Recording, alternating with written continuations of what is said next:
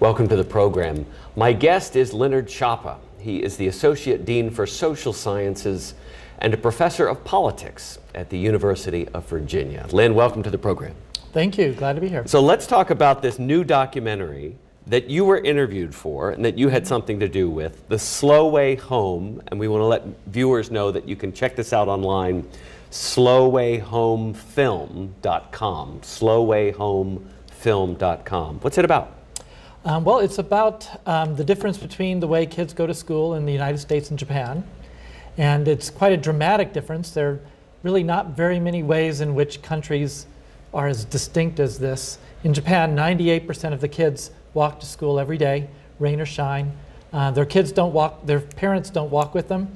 They walk on their own. Even the little ones, the real young ones. Even the little ones from the first year of first grade. And whereas most of you know, in the United States, the most common way kids get to school is in the back seat of the parents' car.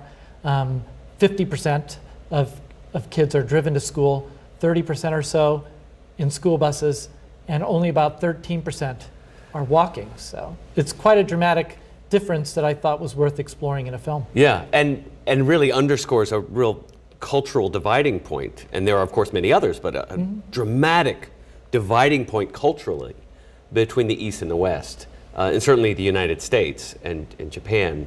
I've seen the film, and I was struck by the fact that these little kids in Japan can walk more than 30 minutes one way just to get to school, and they do it twice a day.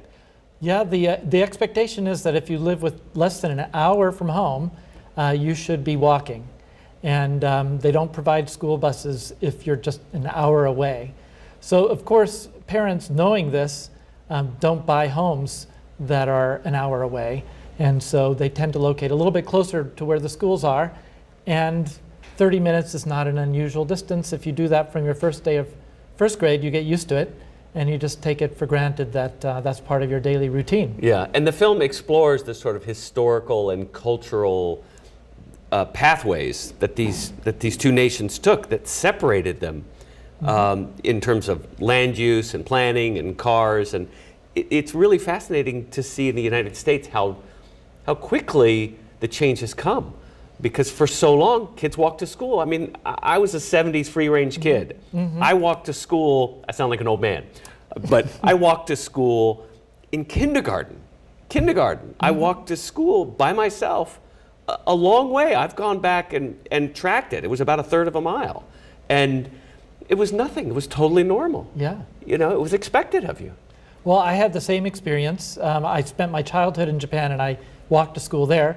But when I moved to the States in 6th grade, I walked to school in the U.S. too. In 7th grade, different city, but also walked. So that was the normal way when we were growing up. Yeah. That kids got to school. But it's been a dramatic change really since the 70s until today. And you know, parents who want to bring back that free-range kid that the world we grew up in, they're getting in trouble with the police. Yeah.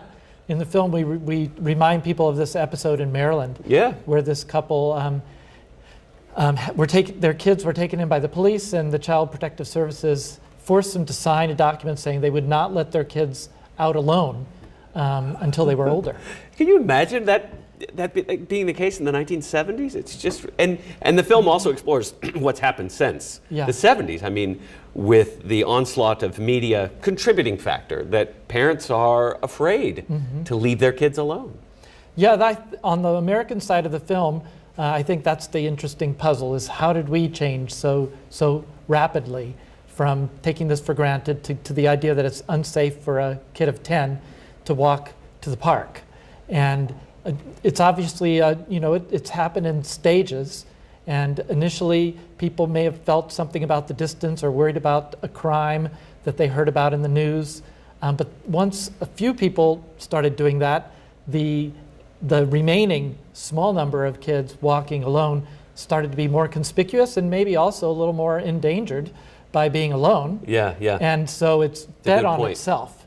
And once there are nobody walking, it's hard for any family to break out of that, even if they think this would be something that's healthy and good for their kids. But in Japan, they face the same kind of stories, the same kind of news about kids being abducted, and it didn't dramatically change the culture. In fact, they doubled down on kids walking to school, and they asked the community to just help keep an eye on them, and it works. It works beautifully. Right. I think many people who know a little bit about Japan know that it has a very low crime rate. There were just 6 people killed with guns last year in Japan, in the entire country. So they have a much lower murder rate. It is a safer place. But you have to ask, why is it safer? Is it because the people are fundamentally different from our people? That's what I'll ask you, Len. Are they fundamentally different? They aren't. I mean, Japanese people are just like us. In previous eras, they all carried swords and regularly used them, right? So what's happened is they have, in the post-war period of Japan, they've created a very safe society, and they've come to appreciate that as one of the most distinctive features of their society, is that everybody can expect to walk at all hours of the day safely in all neighborhoods. In the film, we have one of our American experts who spent a lot of time in Japan talking about how that's one of the things she really notices when she goes to Japan. She doesn't think twice about walking late at night alone on a city street. They leave their cars at home. Yeah. They ride their bikes to the grocery store. It's very different. But they also have land use decisions by governments, local governments, that contribute to creating environments where that's truly possible. We don't really have that kind of thinking. No, it's, or as much as we would like. One of the stories we tell in the film is about this one community that they were building the whole community from scratch. It was in forest land when they started, on the outskirts of Tokyo. So it's an exurb, right? But the first thing they planned is we're going to put a pedestrian bike walkway through the middle and surround it with cherry trees. And it's this beautiful walkway that they created. And then they saved land along the pathway for all of the schools in this community, a couple middle schools, a couple of elementary and everything schools. was built around that path. And then they built the residential areas and the highways. Amazing. And of course, we have the opposite way of planning. Yeah. We build the roads the very first thing, and the sidewalks as an afterthought. Yeah. Yeah. So what's your hope for this message, besides a deeper appreciation that Americans could have for really understanding and seeing how and why these differences exist and the price we pay for them? Yeah, I think there's been a tendency of the film is really made for an American audience, and what we're hoping is that the Americans watching this will not just notice that the Japanese do things differently and go home and continue everything as is, but that they will reflect on how the Japanese have managed to do this, despite the fact that they've had some crime. I wanted to address your earlier question where you said, you pointed out that there have been some notorious crimes. One of the cases that we mentioned in Japan involved a serial murderer who killed several children. It was horrific. Yeah. And left the whole country worried about the safety of their children. And it's the sort of thing that in the American context led people to pull their kids out and drive them to school. But in Japan, they doubled down on the walk to school system, and they got 80,000 volunteers to turn out, and they convinced a number of especially elderly residents of the area to make it a habit, even after the crisis had passed, of turning out at around the time the kids are going to school or coming home from school to be eyes on the street. That it wouldn't just be up to the mothers or the fathers of the children. The whole community. That the whole community would try to take care of their kids. Can I ask you this question? Explore this a little bit with me. What is it you think that most Americans don't know or just don't get about the Japanese, about the nation and the culture? Sure. While people do know about the safety of the area, I think a lot of people think first of the very weak economic performance of Japan over the last 25 years. It's actually grown by only about 1% a year since 1991. Right, which is very different from the headlines we got during the 80s, right? Right. So it went from growing at 5% or 10% a year to this really 25 years of doldrums. And a lot of people write Japan off because of that performance, thinking, that's nothing to envy. Yeah. But in fact, they have a It's not much worse than us. they have a static population number. It's actually going down slightly. Yeah. So that even 1% growth actually means they're growing in per capita income, and they have been willing to accept some trade-offs between rapid growth and making sure that society is safe and just. They have a system that has much more job security for most people in their workplaces than we have. Yeah. Corporations that aren't just about making profits but view their workers as stakeholders. Right, right. And it's a different kind of capitalism that I think contributes to the safety story that we tell. It's a much more homogeneous society, too, right? I mean, I guess we should point that out, or is that a stereotype that they're just not as diverse as America? Well, it's true that racially they're a much more homogenous country, but they have other kinds of diversity, religious diversity, and they have, in terms of personal income, they have quite a big gap, not too different from ours. Really? Interesting. In terms of the rich versus the kind of the more poorly paid sectors of society. So they have a shrinking middle class like America as well? They have, since the booming years, they have shrunk their middle class a little bit. Yeah. Interesting. The slow way home. Yeah. Nothing wrong with that.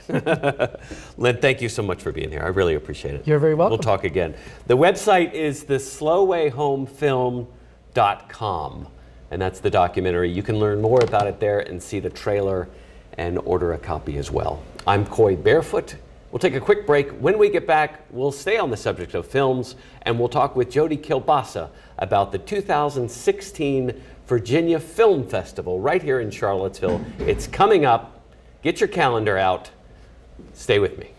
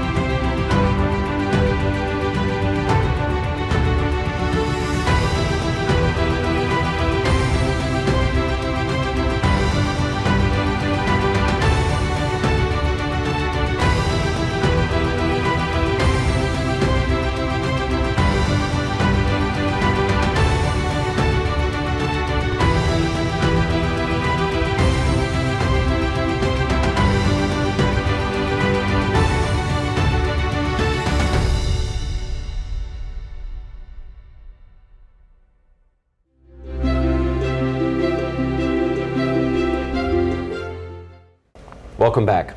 My guest is Jody Kielbasa. He is the Vice Provost for the Arts at the University of Virginia and the Director of the Virginia Film Festival.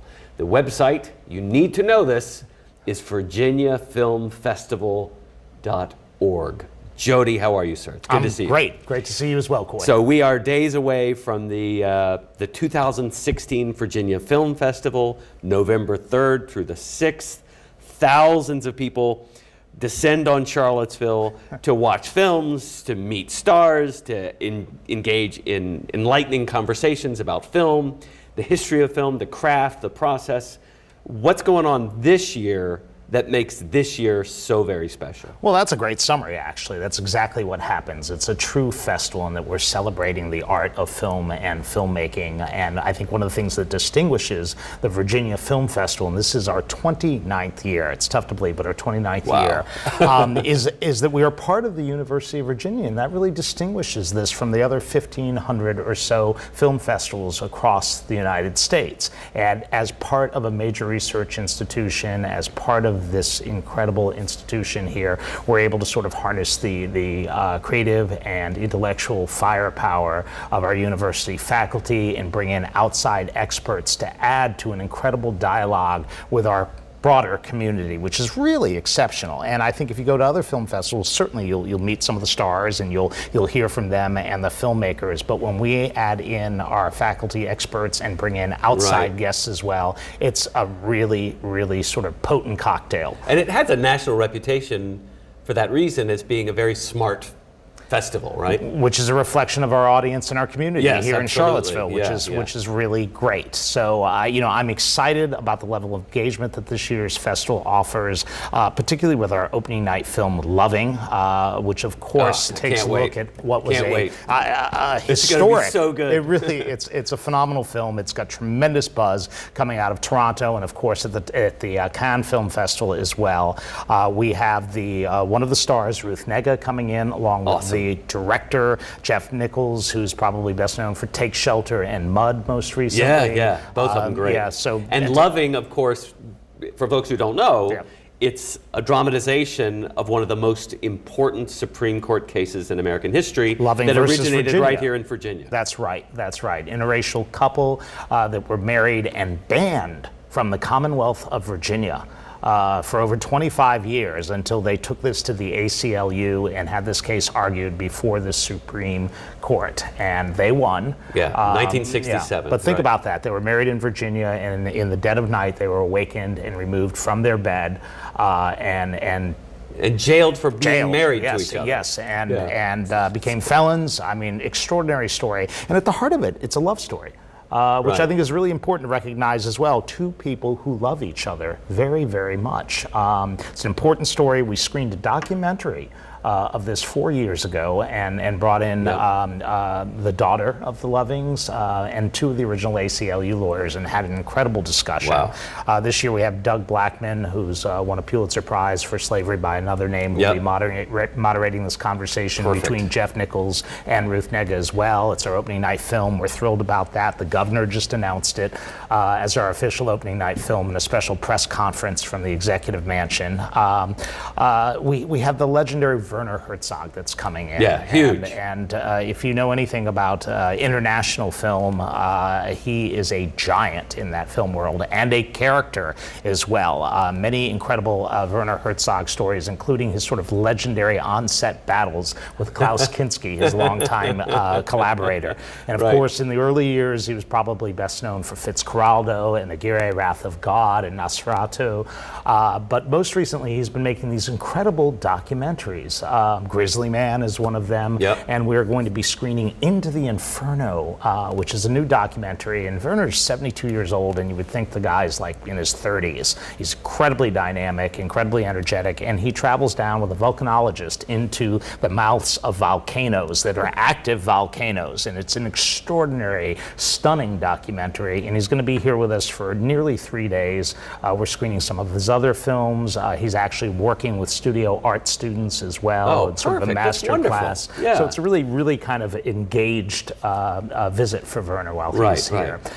Shirley MacLaine. Shirley MacLaine is also coming. Folks have probably heard of her. From Virginia as well, originally from Richmond and some time in Arlington. So we're bringing her back home to celebrate her career. And we're not actually screening any Shirley MacLaine movies. We had a conversation with her. And she didn't want to do that. Well, I mean, she said everybody knows my movies, which I would think is probably pretty accurate by now. So rather than screen The Apartment or Steel Magnolias or Terms of Endearment or, some of her other great films, I think, she said, I'd just like to have a moderated conversation. And then I really want to open it up for questions with the audience. I'm curious to learn from them what they want to know about me and my career. And she's still active. I was just talking to Bob Gazzali, who's returning with her, who is the original Virginia Film Festival, the very first director. I didn't know that. Plucked from the University of Virginia, served as director for a couple of years. He helped to get it off the ground. And now he's the president and CEO of the American Film Institute. And so he's coming back home to the Virginia Film Festival at the University of Virginia to introduce her. So that should be an extraordinary event as well. And what a great opportunity for people just, what a great way to spend the evening is to go out to Charlottesville, sit in a beautiful theater and have a conversation with Shirley MacLaine. In the beautiful Paramount Theater, absolutely. Another sort of incredible talent that we have, and just think about it, with this individual, we'll have two of the greatest living actresses of our times here, and that would be Liv Ullmann, who's probably best known for her long-time 10-film collaboration with the renowned director Ingmar Bergman. She's still very current today. She's a director. She directs for the stage and for the screen.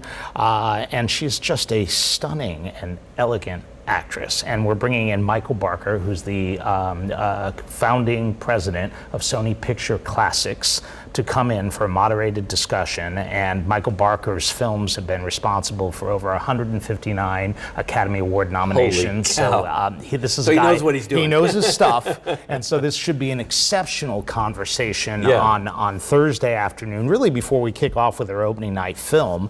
A few of the other highlights, we're bringing in Paige O'Hara, who's the voice of Belle in the classic movie Beauty and the Beast. It's the only feature-length animated film ever nominated for Best Picture. And we're going to take a serious look at this film. We're bringing in the producer Don Hahn, who sort of revived Disney animation with Beauty and the Beast, The Lion King, Aladdin, really, really great films, and revived it after they'd fallen on kind of tough times. And we're doing something very different with this film. It premiered, its world premiere was at the New York Film Festival 25 years ago, and it was a work in progress. And so we're going back to that work in progress, and it will come up with images of the original black and white pencil drawings. And then after a couple of minutes of doing that with a soundtrack laid underneath, it will burst into live animation, and then it will return back to the pencil drawings. And this conversation between Don Hahn, Paige O'Hara, the voice of Belle, will be moderated by Carmenita Higginbotham at the University of Virginia, who's a renowned expert on Disney and teaches Disney, and was featured in a documentary about the life of Walt Disney recently on the American Experience. So this should be a really, really, really cool presentation. All about the craft of animation, and And then you're going to be guest hosting on two of our films. I am. I'm so excited for this. Tell us a little bit about Danny McBride. I am moderating a conversation at the University of Virginia, right? Yeah. With Danny McBride, one of the co-founders and the star of HBO's Vice Principals, which if you haven't seen, find a way to see this. I've watched all the episodes of the first season. It is truly one of the most original, engaging, creative programs that I've ever seen. It's a black comedy, a very dark comedy that I was speechless, and I cannot wait to talk to these guys. And his co-creator, Jody Hill, will be on hand for that discussion as well. They also did Eastbound and Down together. Which is hysterical. Danny's a Virginia native. He's from the Fredericksburg area as well, so this is a little bit of a homecoming for Danny as well. Yeah. And then a really beautiful, powerful, and compelling documentary called Life Animated. Right, which is a beautiful story. Again, another story about Disney animation and animated films that help to unite some parents with their child who had been diagnosed with autism, and helped him to connect to the world and to speak. And I'm getting chills talking about it because it's a story that hits very, very close to home for me. So I am anxiously looking forward to talking with them as well. So this is fun. I get to turn the tables in an interview here for a change. So, that's really exciting. That's really Great just festival. Well, thank you. I mean, it's just the beginning. We closed with La La Land, which is the most hotly anticipated film I think that's come out of the festival circuit this year. It stars Ryan Gosling and Emma Stone, and is sort of a loving look at classic Hollywood movies reimagined in modern times. And it's a love letter to Los Angeles. Everybody wants to see this movie. So many incredible films during the festival. Probably one of the most interesting is the centerpiece film, The Promise, which takes a look at the case of Jen Soring and Elizabeth Haysom, responsible for the murders of Elizabeth Haysom's parents over 30 years ago, both incarcerated. We have the filmmaker coming in from Munich. This is the North American premiere of this film, and a moderated conversation immediately following with some of the original journalists and the investigators involved in this case. So that should be really fascinating. From what I've heard about this film, for everyone who followed this story years ago of Jens Soring and Elizabeth Haysom and the murder of her parents, the way the media told this story, it was an open and shut case. He confessed, they're both guilty, they go to jail, they're still in jail. And then now we start to really look at this case and honestly do some of the real investigative work that should have been done then. And we're discovering that, you know what, Jens is probably innocent. You know, Go see the film. I don't want to weigh in on that. I do want to say that maybe it's not so open and shut. And this documentary takes a look. And I will say this is a riveting documentary. It's really, really fascinating. Yeah. I cannot wait to see. That's one of the ones I'm looking forward to most. You know, and the rest of the festival, I mean, it is remarkable. We have over 125 films in the festival. It's an extraordinarily strong program. We have, I believe, 8 films that have been nominated for Best Foreign Film in their respective countries right now. A very strong international program, phenomenal documentaries, great short film packages. It's just an incredibly diverse lineup of films. And we should remind people that, you know, this is the kind of thing where you want to go online, you want to find out what you want to see, make a note on your calendar, and some of these things are ticketed events, so you want to get your tickets early. Well, they're all ticketed events. They're all ticketed events, and they sell out pretty quickly. That's what I'm trying to say. Is get in there as fast as you can and get these. If you want to see it at an event, you got to go now. Right. And I would also advise everybody that a lot of times, even if you go on our website now, something may be sold out, please come to the festival, and that we have rush lines. There are some last minute tickets that are released, some that are turned in. So there's always additional opportunities to get into the films. It's an incredible environment. We have over 150 filmmakers that are brought in for the festival. So it's really incredible. 125 films, 150 filmmakers. Right, including the discussants and guest artists that we have. So when you're out there, you have an opportunity to talk to them before and after the film, run into them in a coffee house in one of the restaurants in the downtown mall. I love just a phenomenal energy. I love Charlottesville during the film festival. It's so much fun to be downtown or walking on grounds at the university. It's really wonderful. Jody, thank you for everything you do. And I know there's a big team working with you of really talented people who helped put this together. Thanks they to work all very of them hard as well. Thank you very much. I appreciate it. It's VirginiaFilmFestival.org. Virginia is spelled out. And make sure you go there right now and check out what you want to see. Jody Kielbasa is the Vice Provost for the Arts at the University of Virginia and Director of the Virginia Film Festival. I'm Coy Barefoot. You can find the complete archive of this program online at mediaandcitizenship.org. Have a terrific week, and y'all be good to each other.